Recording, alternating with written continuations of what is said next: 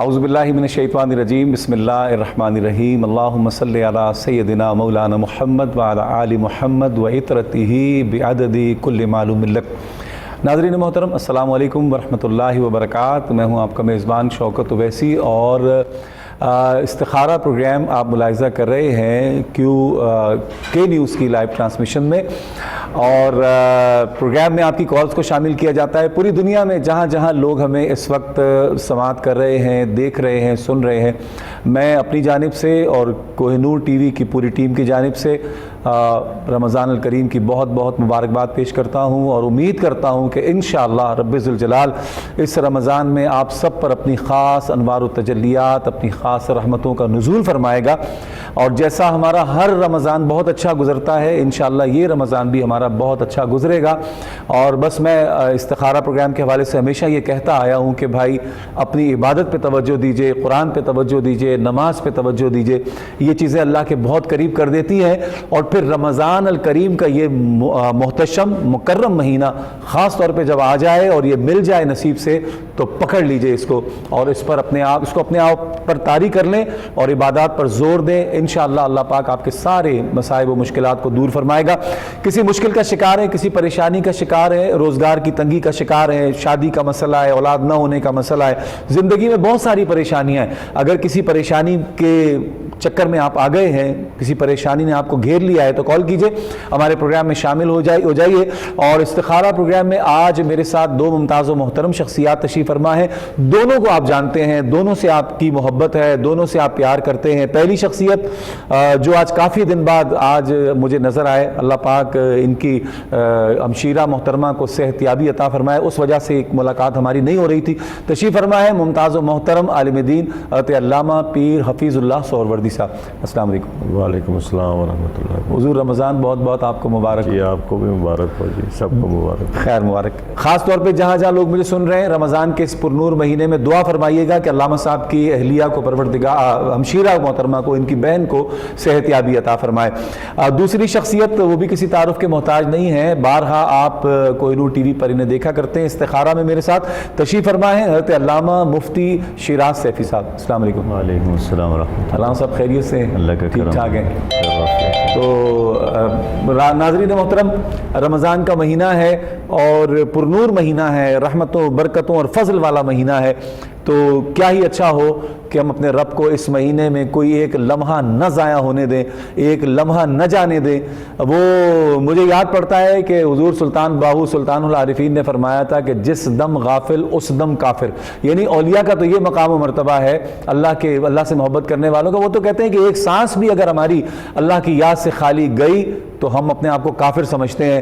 تو ہم پھر پتہ نہیں کس مقام پہ کھڑے ہیں جن کی ساری سانسیں اللہ کے ذکر کے بغیر گزر رہی ہوتی ہیں۔ حضور قبلہ پیر صاحب مزاج بخیر، ہمیں آپ کی بہن کے حوالے سے علم ہوا، اللہ پاک انہیں صحت یابی عطا فرمائے۔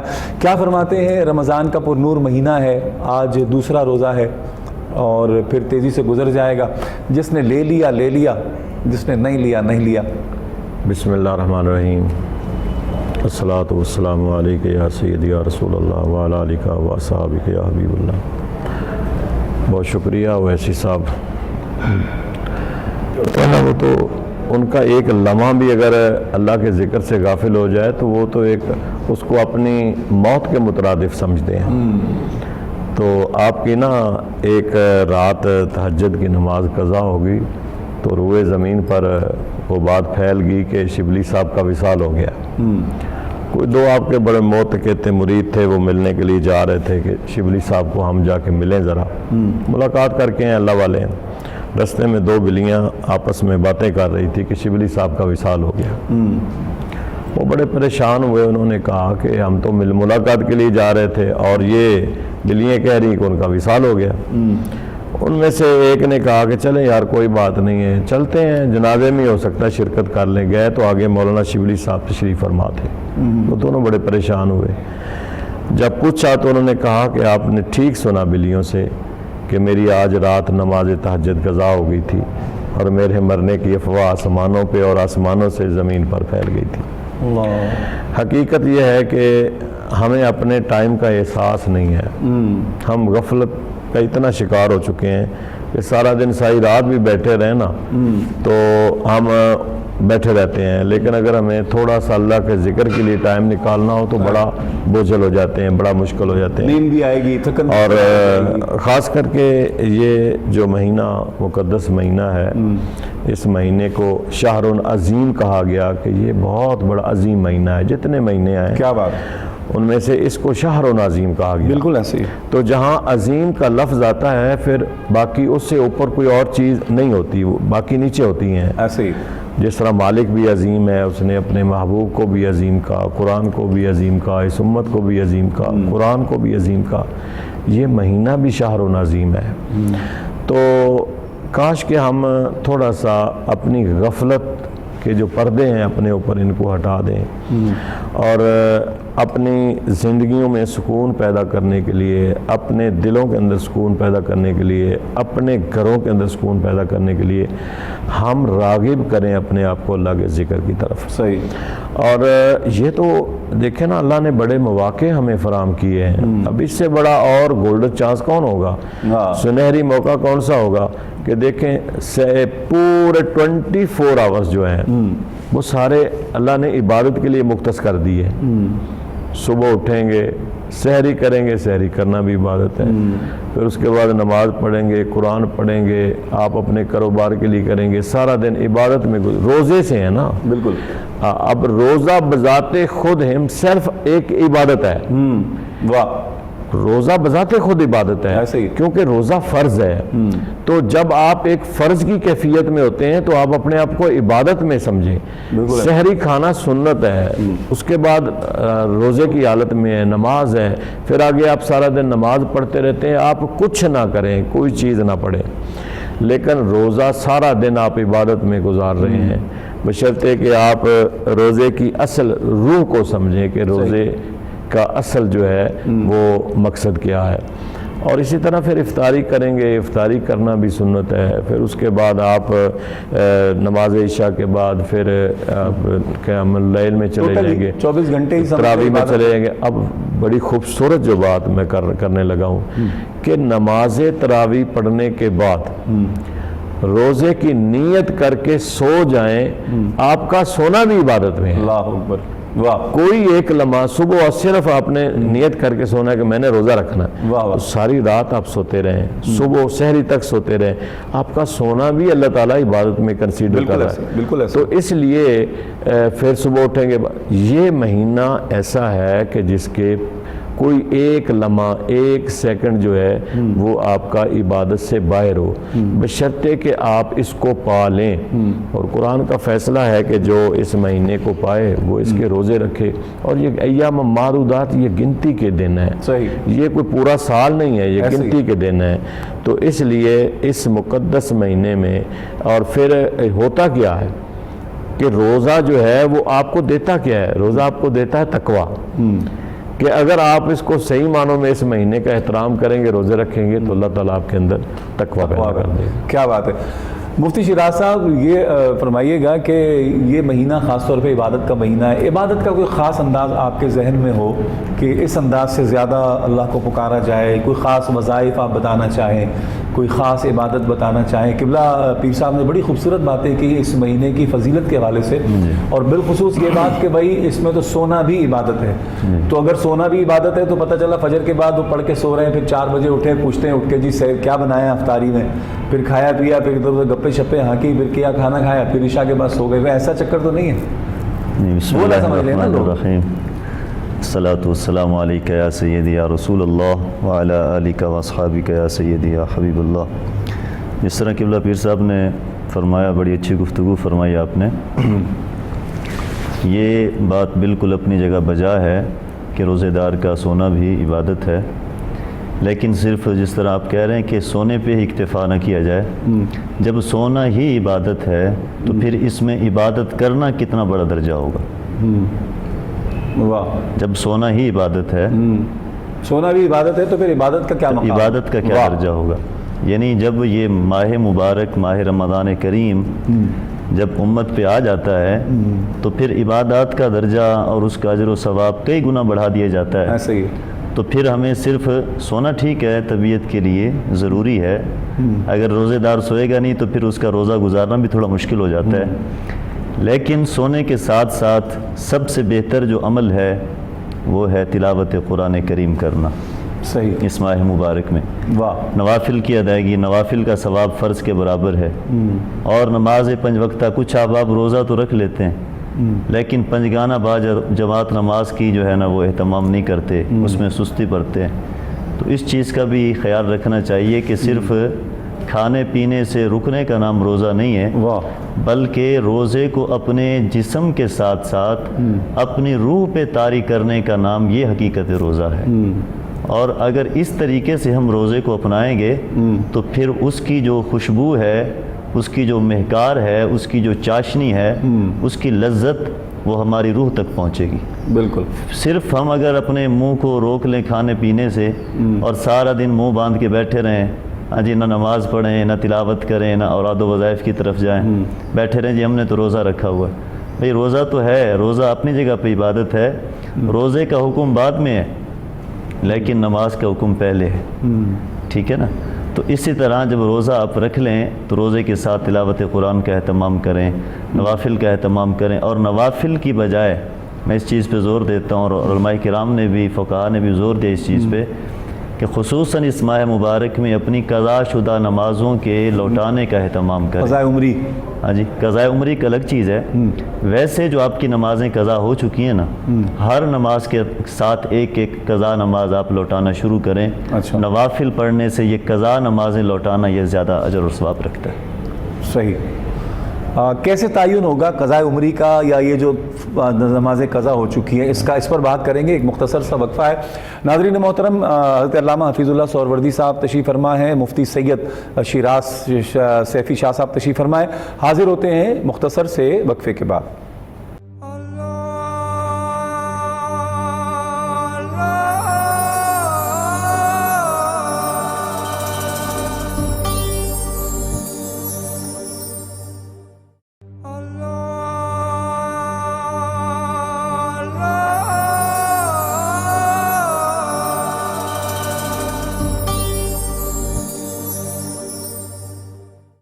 خوش آمدید ناظرین محترم، پروگرام استخارہ آپ ملاحظہ کر رہے ہیں، رمضان الکریم کی پرنور ساعتیں، اور ایک روزہ گزر گیا اور دوسرا بھی جناب گزر چکا، اور دیکھتے ہی دیکھتے یہ پورا مہینہ گزر جائے گا، بس اللہ پاک ہمیں اس کی قدر کرنے کی توفیق عطا فرمائے۔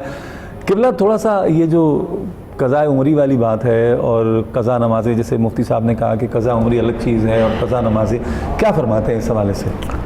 قضاء عمری کا کوئی کانسیپٹ نہیں ہے۔ قضاء عمری سے آپ مراد کیا لیتے ہیں؟ پہلی بات تو یہ ہے، جی بالکل، یہ ذرا مجھے پہلے کلیئر کر دیں کہ قضاء عمری وہ عرف میں یہ ہے کہ قضاء عمری یعنی جتنی میری عمر پیچھے گزر گئی ہے، فار ایگزامپل 40 سال گزری ہے، تو وہ سوچتا ہے کہ میں پچھلے 5 سال سے تو نمازی ہوں، لیکن پچھلے اگر دیکھا جائے بلوغت کی ٹائم سے لے کر تو تقریباً کم و بیش کو 20-25 سال تو میں نماز پڑھی نہیں، تو وہ پھر اس حساب سے میں نے یہ سنا ہے کہ وہ پھر اس کے ساتھ ساتھ پھر نمازیں جانا ہو۔ اچھا، میں نے جو ایک سنا ہے نا کہ کانسیپٹ ہے کہ پتہ نہیں کوئی خاص موقع پہ یا رمضان شریف ہے یا کوئی خاص موقع پہ وہ 2 رکعت پڑھ لیں یا کیا ہے تو وہ قضاء عمری ہے، اس کا کوئی کانسیپٹ نہیں ہے۔ میں عرض کرتا ہوں کہ دیکھیں 6 نمازوں تک جو ہے نا وہ اس کی ترتیب ہے۔ اچھا، 6 نمازوں تک، مثال کے طور پہ آج آپ کی فجر سے لے کر ظہر، عصر، مغرب، عشاء، صبح کی فجر، صحیح، یہ 6 نمازیں آپ کی قضا ہو گئی ہیں۔ اب آپ جب قضا شروع کریں گے تو ان کی ترتیب ہے، پہلے صبح کی 6 نمازیں، میں سمجھا نہیں۔ 6 نمازیں جو ہیں اگر آپ کی ریگولر قضا ہو جائیں، اچھا، آج کی 5 اور صبح کی بھی 6، اچھا، صبح کی ملا کے صحیح، یہ 6 آپ کی نمازیں بالترتیب قضا ہو گئی ہیں۔ صحیح، اب آپ نے کل ظہر کی نماز پڑھنی ہے، ٹھیک ہے، اب آپ اس کو ترتیب سے اس کی قضا کر لیں، ٹھیک ہے، پہلے آج صبح فجر کر لیں، ظہر کر لیں، ترتیب کر لیں۔ جب 6 سے زائد نمازیں آپ کی قضا ہو جائیں ترتیب ٹوٹ جاتی ہے، صحیح، پھر آپ جیسے چاہیں ظہر کے وقت فجر کی پڑھنی ہے پڑھ لیں، یعنی یہ کہ میں آپ کو ترتیب بتا رہا ہوں اگر ترتیب کے بغیر بھی آپ پڑھ لیں گے تو قضا ہو جائے گی، یہ نہیں ہے کہ قضا نہیں ہو جائے گی۔ صحیح۔ ایک ترتیب بتا رہا ہوں جو لکھا ہوا ہے مسئلہ کہ اتنی کتاب جو نمازیں ان کی ترتیب کے ساتھ آپ قضا کر لیں، جب زائد ہو جائیں تو پھر ترتیب نہیں ہوتی، پھر آپ ہر نماز کے ساتھ ایک قضا کر لیں یا جیسے چاہیں آپ قضا کر لیں۔ رہا اب مسئلہ وہ تو قضاء عمری کا کانسیپٹ ٹھیک غلط ہے کہ اگر 2 آپ نفل پڑھ لیں تو آپ سمجھے کہ میری وہ نہیں ہے، وہ تو فضول بات ہے۔ اب دوسرا رہا قضاء عمری کا کہ آپ کو پتہ ہی نہیں ہے کہ میری کب سے کب تک نمازیں قضا ہو گئیں۔ اصل پرابلم یہ ہے، اصل سوال یہ تو آپ دیکھیں اللہ کے حضور میں نمازوں کی قضا کرتے رہیں، خاص کر کے جیسے سیفی صاحب نے یہ بتایا کہ یہ مہینہ جو ہے آپ نے نفل پڑھنے ہیں نا، جی جی ٹھیک ہے نا، اب نفلوں کا ثواب فرضوں کے برابر ہے تو کیوں نہیں بہتر ہے کہ آپ اپنی قضا پوری کر لیں۔ واہ، قضا اگر آپ کی سفر میں قضا ہے تو قصر قضا ہوگی، اگر آپ کی گھر میں قضا ہے تو پوری قضا ہوگی۔ یہ بھی ایک مسئلہ ہے کہ جس مقام جس سٹیج کی نماز قضا ہے اسی طرح کی آپ قضا نماز کریں گے۔ صحیح۔ مسافر ہیں، آپ کی نماز قضا ہو جاتی تو وہ قصر قضا ہے، اب اس کی قصر کریں گے۔ صحیح۔ تو آپ بغیر ترتیب کے آپ جیسے چاہیں پھر یہ کہ قضا نماز کا ٹائم کوئی نہیں ہے، جس طرح نوافل کا تو ہے نا کہ صبح کی اذان ہو جائے آپ طلوع فجر تک آپ نوافل نہیں پڑھ سکتے، عصر کا ٹائم ہو جائے غروب آفتاب تک آپ نفل نہیں پڑھ سکتے، لیکن ان دونوں ٹائموں میں قضا پڑھ سکتے ہیں۔ تو کوشش کریں کہ جب بھی آپ کو موقع ملے نا، نفلوں کی بجائے آپ اتنا تو کوئی بندہ نہیں ہے، اللہ کے وہ برگزیدہ لوگ ہی ہیں جن کی نماز قضا نہیں ہوتی۔ ہم جیسے لوگ جو ہیں دنیا داری میں جو ہیں ایک پڑھ لیں دوسری قضا، دوسری پڑھ لیں تیسری قضا، تو ہمیں قضا نماز کا بڑا خاص خیال، اس لیے کہ ان نمازوں کا حساب ہے، حساب دینا پڑے گا۔ اگر آپ کی نماز اور نماز کے آپ سے پوچھا جائے گا کہ نماز آپ نے کیوں نہیں پڑھی، یا نماز کی وجہ سے اگر آپ کو کسی سزا کی طرف بھیجا جا رہا ہے تو لوگ پوچھیں گے کہ یہ کون لوگ ہیں کہ جو جہنم کی طرف جا رہے ہیں، تو انہیں جواب دیا جائے گا کہ یہ نماز نہیں پڑھتے، لم نکن من المصلین، کہ یہ نماز نہیں پڑھتے تھے۔ تو اس لیے قضا نماز کا کوئی ٹائم نہیں ہے، جب چاہیں آپ جو ہے وہ نماز ادا کریں، قضا کریں، اور کرتے رہنا چاہیے، یہ کرتے رہنا چاہیے۔ اگر آپ زیادہ بھی تجاوز بھی کر جائیں گے تو کیا حرج ہے، پڑھتے رہنا چاہیے۔ صحیح، بالکل ٹھیک۔ قبلہ مفتی شیراز شاہ صاحب، یہ بڑا ایک نادر موقع ہے قول آپ کے کہ نفل پڑھنے ہی ہیں تو اس کی جگہ قضاء عمری پڑھ لی جائے، اور قبلہ پیر صاحب نے بڑا اس کا تعین بھی کیا۔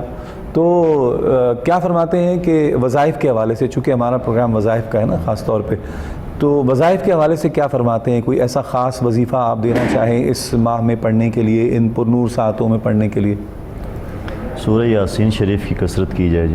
اچھا، ایک مرتبہ سورہ یاسین شریف پڑھنا جس پاک میں 10 مرتبہ ختم قرآن کرنے کے برابر اللہ تعالیٰ ثواب عطا فرماتا ہے۔ سورہ اخلاص کی کثرت کی جائے، جس کے پڑھنے سے ایک تو بندہ پکا موحد بنتا ہے، اور دوسرا آدمی کی طبیعت میں اخلاص پیدا ہوتا ہے جس کی کمی ہے۔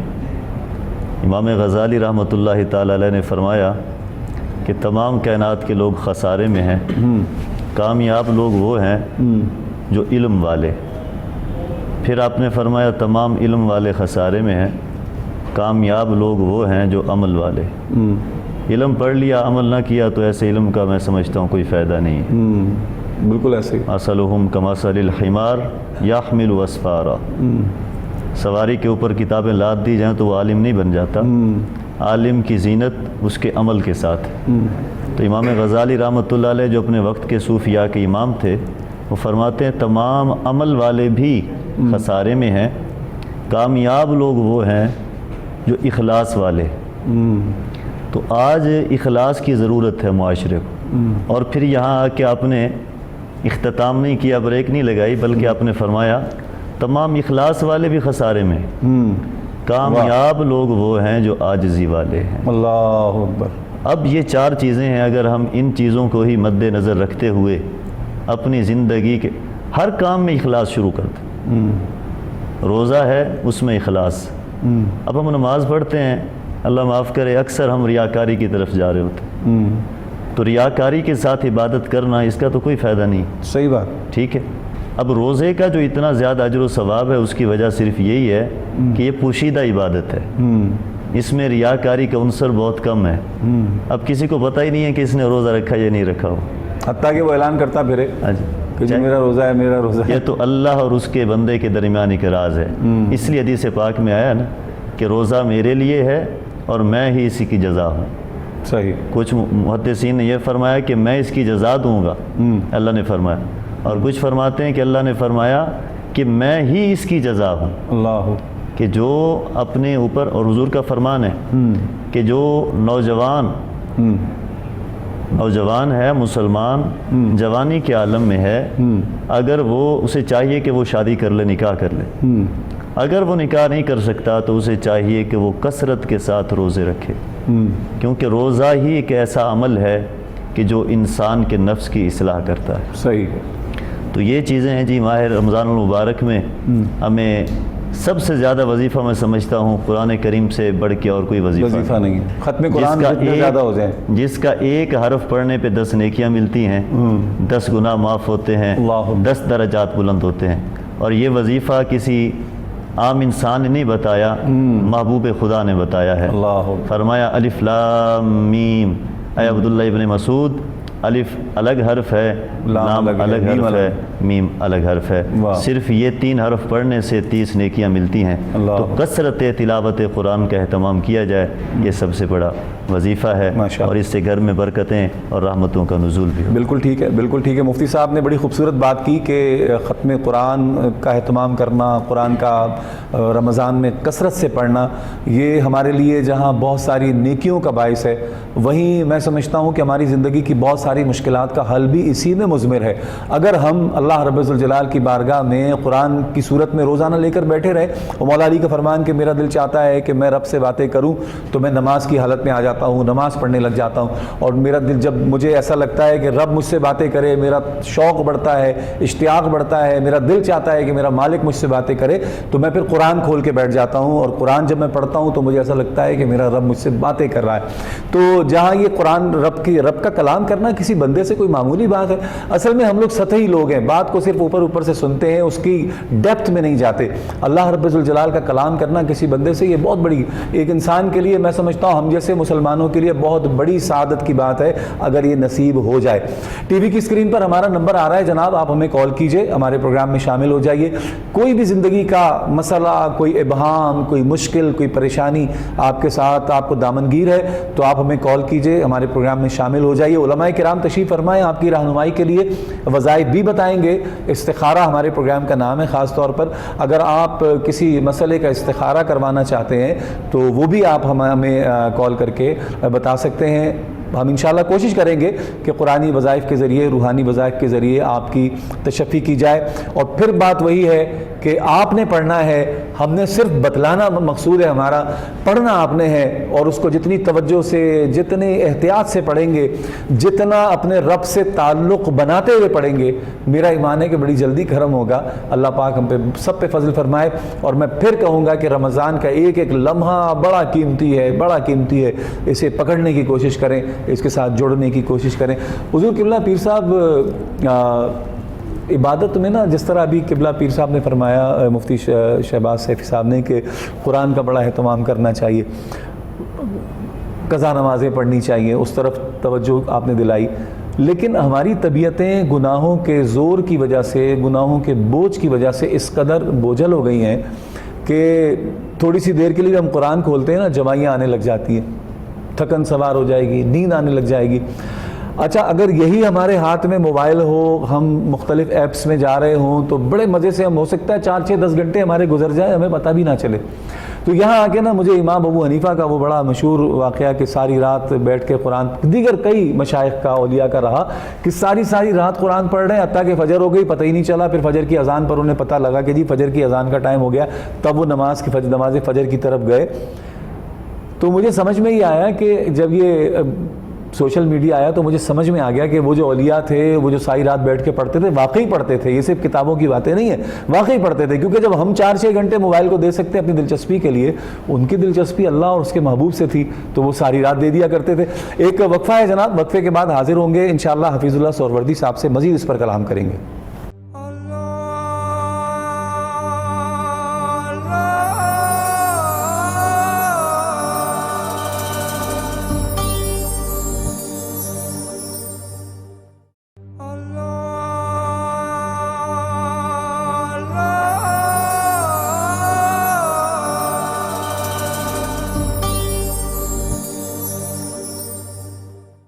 خوش آمدید ناظرین محترم، پروگرام استخارہ آپ ملاحظہ کر رہے ہیں. پیر حفیظ اللہ سہروردی صاحب، مفتی سید شیراز سیف صاحب تشریف فرما ہیں اور کلام ہم کرنے کی کوشش کر رہے ہیں. تھوڑا سا عبادات جو ہیں رمضان الکریم کی، اس میں کون سی خاص عبادت، اس پر ہمارا ایک فوکس ہے. قبلہ مفتی صاحب، تھوڑا سا جو آپ بات کر رہے تھے، ایک تو ہم پیر صاحب سے میرا سوال ہے اس کو انشاءاللہ لے لیتے ہیں، وہ جو عبادات میں رغبت والا وہ انشاءاللہ پیر صاحب سے لیتے ہیں. قضاء عمری کے حوالے سے کچھ کہنا چاہ رہے تھے آپ؟ قضاء عمری کے حوالے سے یہ ہے کہ کچھ مشائخ کا، علماء کرام کا طریقہ رہا ہے کہ جمعۃ الوداع کے موقع پہ نا، جمعہ کی نماز کی ادائیگی کے بعد وہ 5 نمازیں با جماعت جو امام مسجد ہوتے ہیں وہ جماعت کی صورت میں کرواتے ہیں. اچھا. اور نیت قضاء عمری کی کرتے ہیں. اور آخر میں وطر کی بھی جماعت ہوتی ہے، جس طرح کے نماز تراویح میں جماعت ہوتی ہے. اچھا. تو اس سے مراد انہوں نے یہ لیا ہے کہ آدمی کی نمازوں کی ادائیگی میں جو کمی کوتاہی، کہیں کمی بیشی رہ جاتی ہے، اللہ تعالیٰ اس نماز کی برکت سے وہ معاف فرما دیتا ہے. اس کا مطلب یہ نہیں ہے کہ ہم وہ پڑھ کے جمعۃ الوداع پہ وہ جا کے جو صورتحال ہے، جس طریقے سے وہ قضاء عمری پڑھی جاتی ہے، وہ پڑھ کے ہم گزشتہ ساری عمر کی نمازیں قضا کر لیں گے. تو اس طرح کا کوئی خیال اور تصور وہ باطل ہے. صحیح طریقہ یہی ہے کہ اگر نمازیں قضا ہو جائیں تو انہیں ترتیب کے ساتھ ادا کرنا یہ ہر مسلمان پہ لازمی ہے، ورنہ سب سے پہلا سوال عبادات میں نماز کا ہوگا. صحیح. اچھا، ادائیگی میں کمی کے حوالے سے بھی کچھ کہہ رہے تھے آپ، نمازوں کی ادائیگی میں کوئی کمی رہ جائے. ہاں جی، نماز کی ادائیگی میں نا مقصد ہے کہ کسی واجب کا مقصد ہے کوئی کمی بیشی ہو جاتی ہے، نماز میں رکوع سجود میں ہو جاتی ہے، نماز کی ادائیگی میں. یہ نہیں ہے کہ نماز چھوٹ جائے، نماز کا چھوٹنا ایک الگ چیز ہے. صحیح. نماز کے ادا کرنے میں کمی بیشی ہو جانا یہ ایک الگ چیز ہے، دونوں الگ الگ چیز. اس کے حوالے سے بھی آپ فرما رہے تھے کہ اس کے حوالے سے میں نے یہی عرض کیا ہے کہ قضاء عمری پڑھنے سے وہ جو کمی پیشی ہوتی ہے نا وہ بھی ادا ہو جائے گی. اچھا، ٹھیک ٹھیک، بالکل ٹھیک، بالکل ٹھیک. ہاں جی، وہ بالکل ٹھیک ہے. اچھا جی، حضور کیا فرماتے ہیں، وہ جو میں ذکر کر رہا تھا کہ عبادات میں دل نہیں لگتا، قرآن پڑھنے میں دل نہیں لگتا لوگوں کا، میں بھی شامل ہوں اس میں، ہم سب ہیں. نماز میں نہیں لگتا، نوافل میں اور دیگر اس طرف جانا نہیں چاہتے ہم. کیا فرماتے ہیں اس حوالے سے؟ کیا پڑھا جائے؟ کوئی وظیفے کی صورت میں کیا تجویز فرماتے ہیں؟ نہیں، وظیفے اپنی جگہ پہ ہیں لیکن سٹرگل اپنی جگہ پہ ہے. میں سمجھتا ہوں کہ دیکھیں نا کہ صبح اٹھنا بڑا مشکل لگتا ہے انسان کو.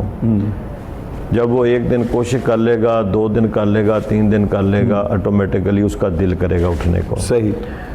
ہمیں ہمارا دیکھیں نا، سیر کرتے ہیں تو پہلے بڑا مشکل لگتا ہے کہ یار صبح اٹھنا ہے، جانا ہے. 5-4 دن آپ سیر مسلسل کریں گے تو آٹومیٹیکلی آپ کا دل کرے گا نہیں میں نے یار چھٹی نہیں کرنی، میں نے جانا ہے. سیم پوزیشن یہ ہے کہ ہم کوشش ہی نہیں کر رہے ہیں. دیکھیں، ایک نماز پڑھ لیتے ہیں تو پھر دل کرتا ہے دوسری نماز بھی پڑھیں، دوسری پڑھ لیں دل کرتا ہے تیسری.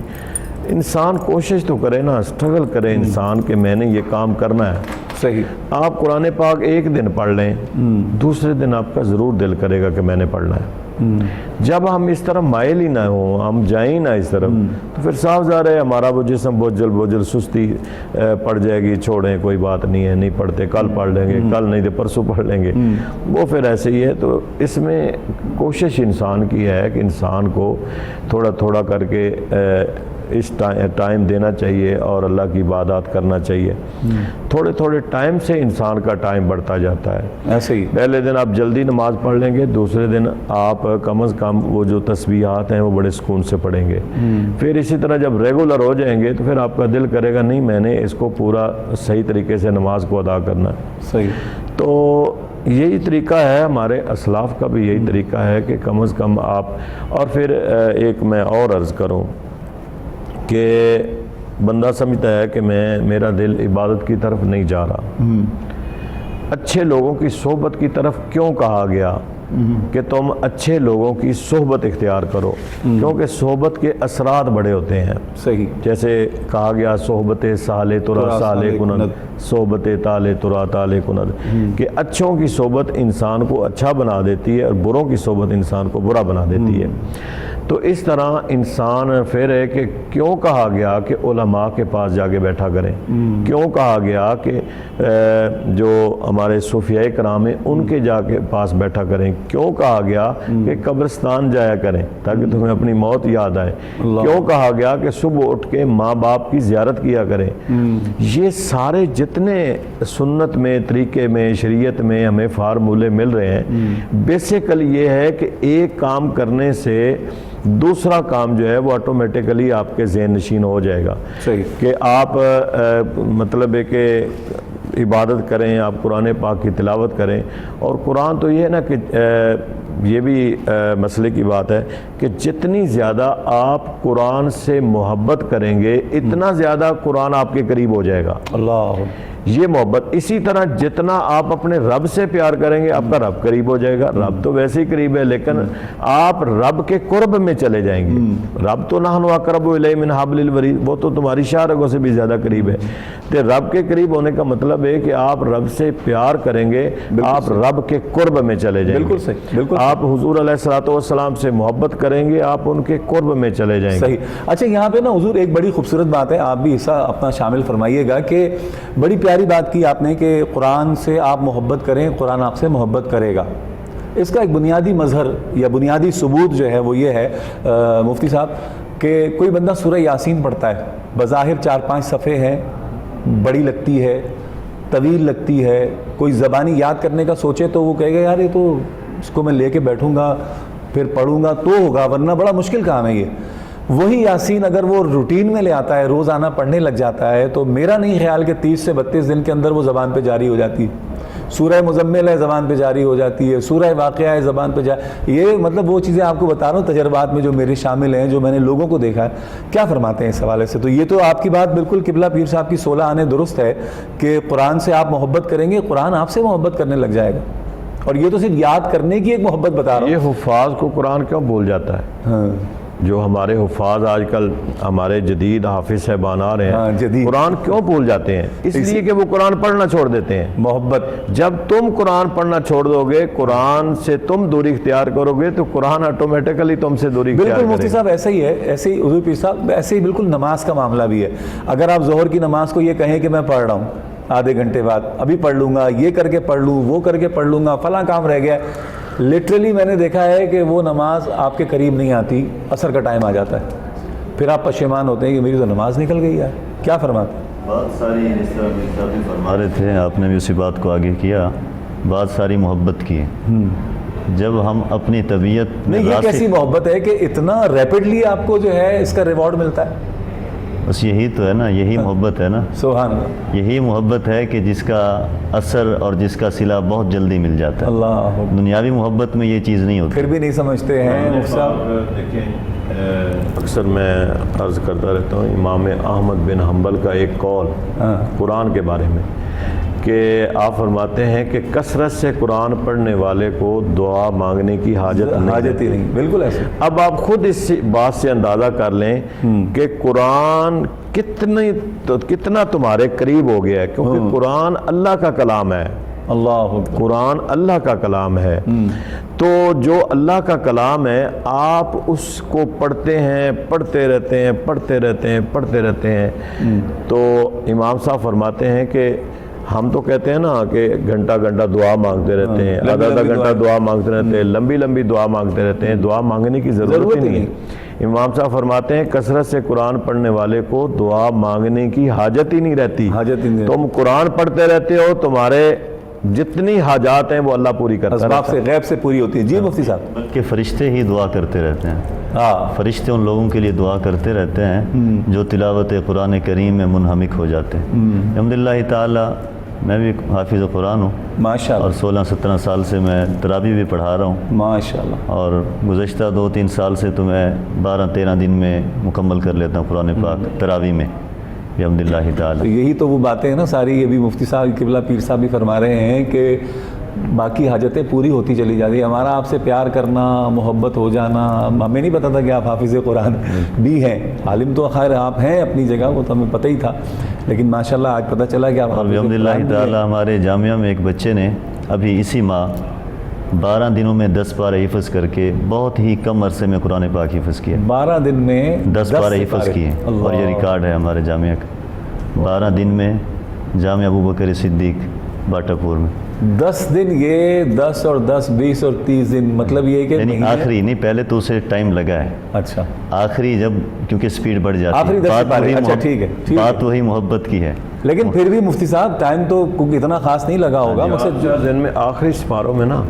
4 دن میں تو میں نے بھی سپارہ پڑھا ہوا ہے جب ہم حفظ کرتے تھے نا، اللہ، تو آخری جو سپارے ہوتے ہیں سر آپ بادام کھانے والے زمانے میں تھے، اب تو زمانہ ہے یہاں تو۔ اب میں نے 37 سال سنایا قرآن، اب چونکہ میرا بیٹا حافظ بن گیا 2016 میں، تو میں نے کہا کہ اب تم نے اب آپ نے قرآن سنانا ہے۔ سبحان اللہ۔ اب میں پیچھے کھڑا ہو کے سنتا ہوں، اب بلیو کریں کہ بعض دفعہ نا سنتے سنتے میری آنکھوں میں آنسو آ جاتے ہیں کہ میں کہا مالک تو کتنا میرے اوپر کرم کیا ہوا ہے کہ بیٹا قرآن پڑھ رہا ہے اور باپ پیچھے قرآن سن رہا ہے۔ سبحان اللہ، سبحان اللہ، سبحان اللہ۔ اور مجھے اتنا اپنے پڑھنے میں خوشی نہیں ہوتی تھی جتنا اپنے بیٹے کا قرآن سننے سے خوشی ہوتی ہے۔ اللہ کہ دیکھیں مفتی صاحب، بات آپ اپنی کنٹینیو کیجئے گا وہیں سے، لیکن ناظرین محترم میں یہ عرض کروں کہ ہماری زندگیاں ہیں کتنی، 50 سال 60 سال، حد ہے 60-65 پاکستان میں، وہ بھی بیماریوں میں گزرتی ہے 50 کے بعد۔ یعنی امیجن کریں کہ ہمیں یہ پتہ ہے کہ 20 سال بعد 30 سال بعد ہم نے اس دنیا کو چھوڑ دینا ہے۔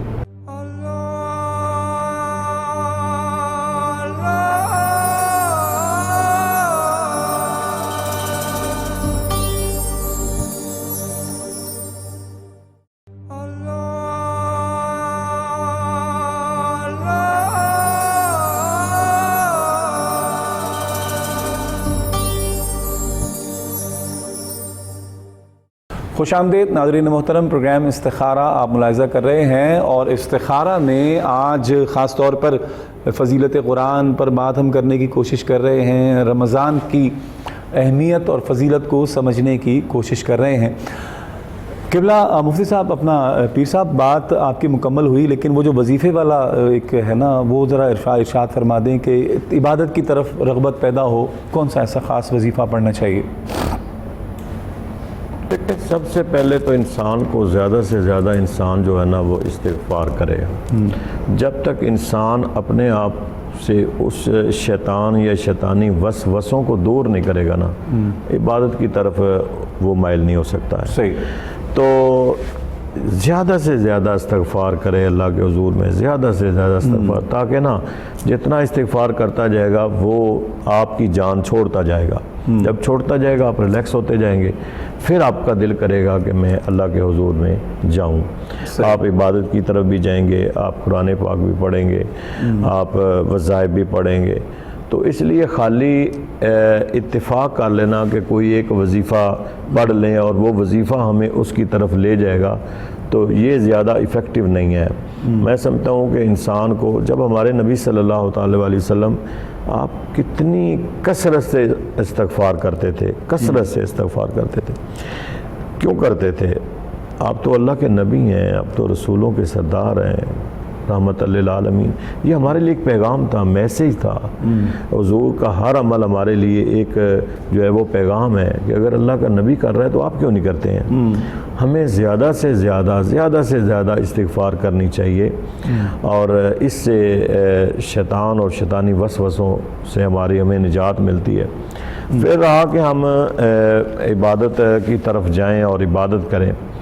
عبادت کرنے کے لیے بھی انسان, چونکہ یہ عبد جو ہے نا, عبد یہ اس کا تقاضا ہے کہ عبد نے تو عبادت کرنی ہے. اور جب ہم عبادت کس کی کرنی ہے, اپنے اس مالک کی کرنی ہے جو وحدہ لا شریک ہے, اس رب کی کرنی ہے. ایاک نعبد و ایاک نستعین, ہم نے اس کی بات کرنی ہے. تو ہمیں اس کے ساتھ ساتھ قرآن بھی پڑھنا چاہیے. اور پھر یہ ہے کہ آپ ایک اگر عمل کر لینا ویسی صاحب, میں تو یہ سمجھتا ہوں آپ کوشش کیا کریں کہ اینی ٹائم, ویسے آپ تو اس پہ عمل کرتے بھی ہیں, باوضو رہیں. باوضو رہنے سے بھی آپ پاکیزہ رہتے ہیں. صحیح. کچھ نہ کریں, آپ صرف باوضو رہیں. اور ہمارے اسلاف کا طریقہ بھی یہی تھا. اور آپ نے سنا اور پڑھا بھی ہوگا کہ حضور صلی اللہ تعالیٰ علیہ وسلم شب معراج جب وہ بلال کے قدموں کی آہٹ سنی تو آ کے بلال سے پوچھا کہ آپ نے یہ مقام کیسے پایا؟ یا رسول اللہ میں باوضو رہتا ہوں. اب مختلف اس میں اور بھی ایک دو چیزیں ہیں. تو بات یہ ہے کہ باوضو انسان رہے تو انسان کا دل کرتا ہے اللہ کی بات کرنے کے لیے. صحیح. پھر اس کے ساتھ ساتھ جب باوضو رہے گا تو کچھ نہ کچھ پڑھتا رہے گا انسان. صحیح.